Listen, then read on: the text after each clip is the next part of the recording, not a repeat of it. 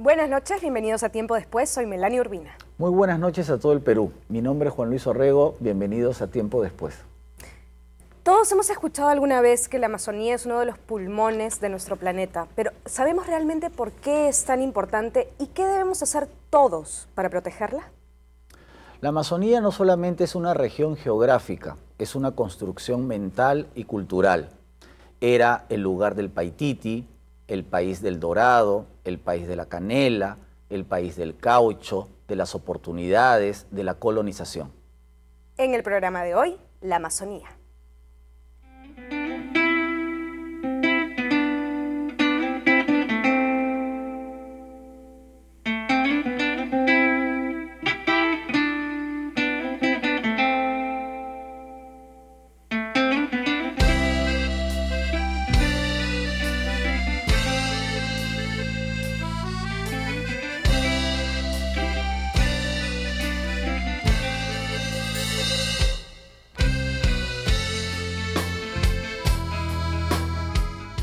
En el programa de hoy tenemos a dos grandes invitados. Me toca presentar a Rocío Espinosa, que es fundadora Arbio. Bienvenida, Rocío, ¿cómo estás? Gracias, bien, gracias. Y esta noche también nos acompaña Richard Pasquís, él es asesor del programa Biocan. Buenas noches, bienvenido. Buenas noches, muchas gracias por la invitación.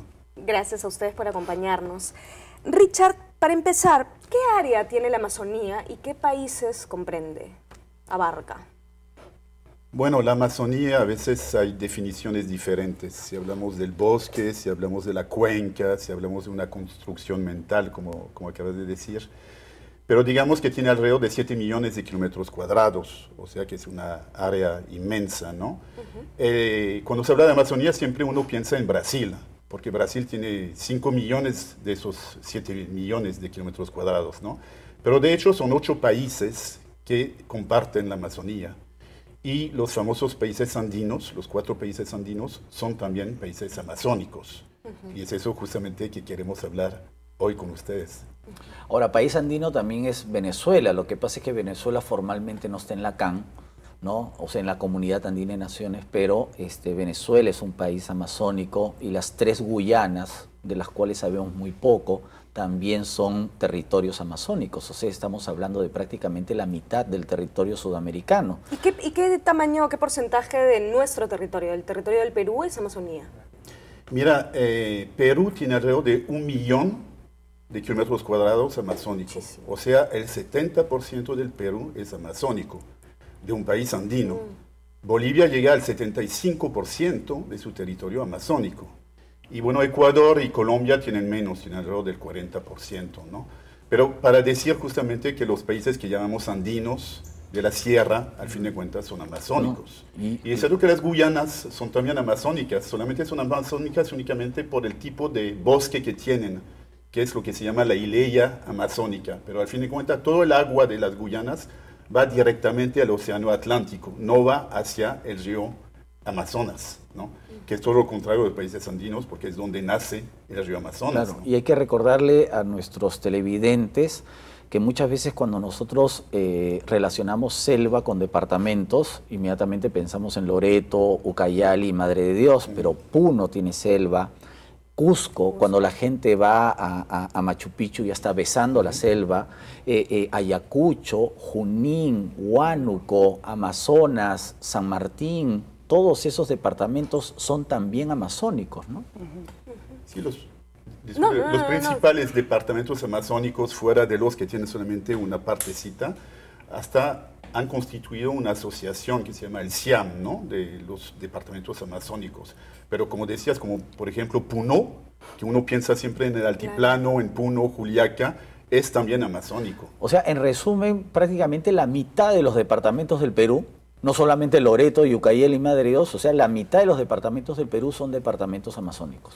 Exacto. Exacto. Rocío, te voy a hacer una pregunta un poco complicada porque es muy amplia, pero ¿por qué es importante nuestra selva amazónica? Bueno, una de las respuestas creo justamente esa también, ¿no? Que es una buena parte, una gran parte de nuestro territorio nacional.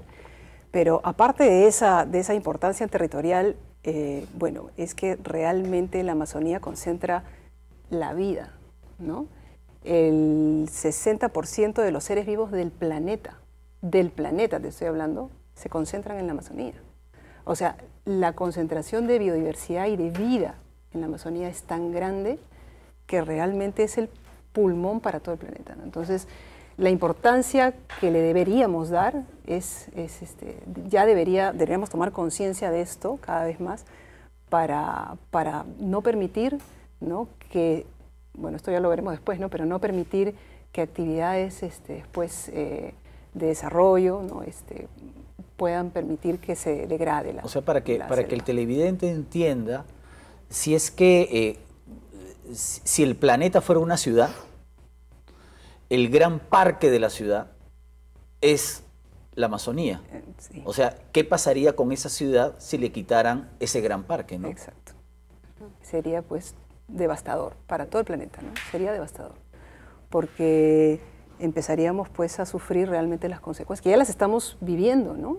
Con el cambio climático, el efecto invernadero, pero eso se va a agravar muchísimo si realmente no tomamos conciencia. Yo creo que es tiempo todavía, ¿no? Sí, en realidad en el hemisferio sur están los dos polos de los cuales depende el clima y la vida, en mucho depende el clima y la vida del planeta, que son la Amazonía y la Antártida. ¿No? Claro, merece un programa aparte la Antártida, hoy día estamos hablando de la Amazonía, pero digamos que en esta parte del planeta, de lo que ocurra en esta parte del planeta depende el futuro de la humanidad. Sí, la Amazonía es fundamental para el clima global.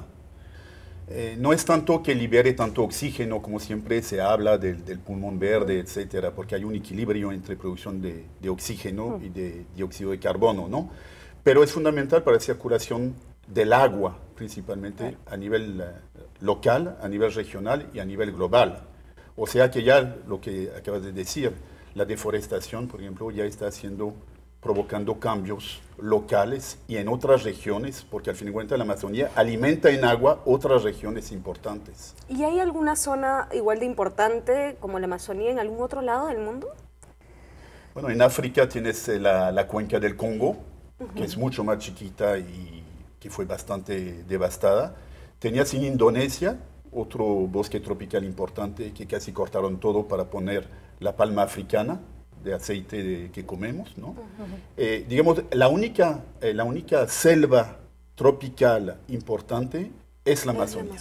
Es bueno que hayas mencionado el tema del África, porque también en Occidente se hizo una construcción mental del África a partir de ciertas historias, por ejemplo, del cine, ¿no? O sea, Tarzán en la selva, que era un bosque, pero en realidad esas zonas son las menos en el África, porque en el África tú tienes una zona desértica que es todo el Magreb, y en realidad la mayor parte de la selva, entre comillas, africana, donde está la fauna, son sabanas, ¿no? Son sabanas, no son bosques tropicales como vemos en estas famosas películas clásicas del mono blanco, ¿no? Que era supuestamente Tarzán. Entonces, en realidad, la selva del mundo se concentra en la Amazonía, en Sudamérica. Bueno, retrocedamos un poco en el tiempo porque de eso se trata este programa. Así que, Juan Luis, te pido que nos cuentes de Francisco de Orellana y el primer recorrido por la Amazonía. Claro, la Amazonía desde el inicio fue el espacio de la riqueza y de las oportunidades.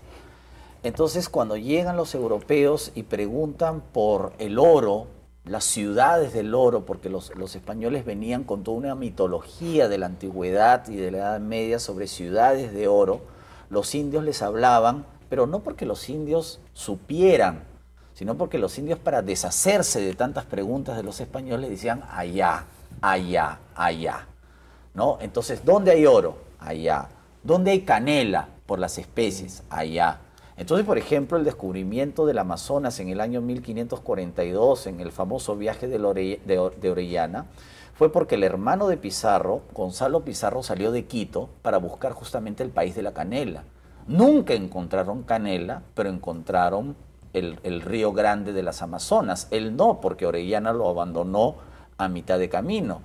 Y la leyenda del Paititi, del Dorado, Lope de Aguirre, ¿no? La famosa película del Dorado con Lope de Aguirre, todo es esa construcción de las riquezas, de los tesoros que escondía la selva, el último refugio de los incas, ¿no? Claro, el último refugio de los incas en realidad estuvo en Vilcabamba, ¿no? Pero era una ciudad modesta, más modesta incluso que la ciudadela de Machu Picchu.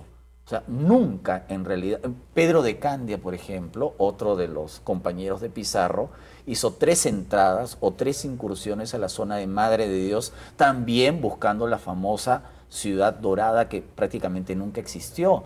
Entonces, yo creo que desde el siglo XVI nace esta construcción, ¿no? Ya no es el oro, es la madera, es el caucho, es el petróleo, es, bueno, incluso a nivel gastronómico, ahora también empezamos a descubrir, a escuchar el discurso, por ejemplo, que el futuro de la gastronomía peruana está en la Amazonía, ¿no? Claro, es el otro oro.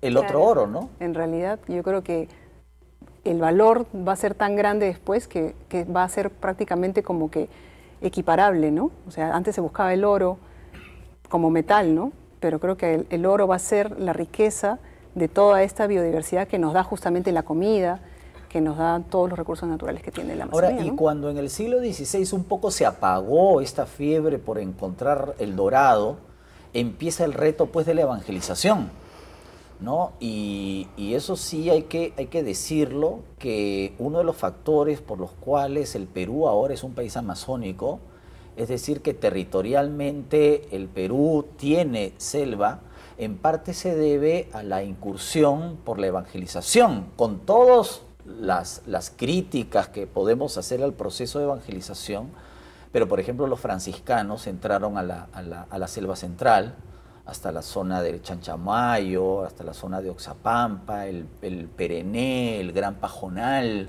¿no? Toda la zona, por ejemplo, donde luego ocurrió la rebelión de Juan Santos Atahualpa, y los jesuitas entraron desde Quito hasta la zona de Maynas.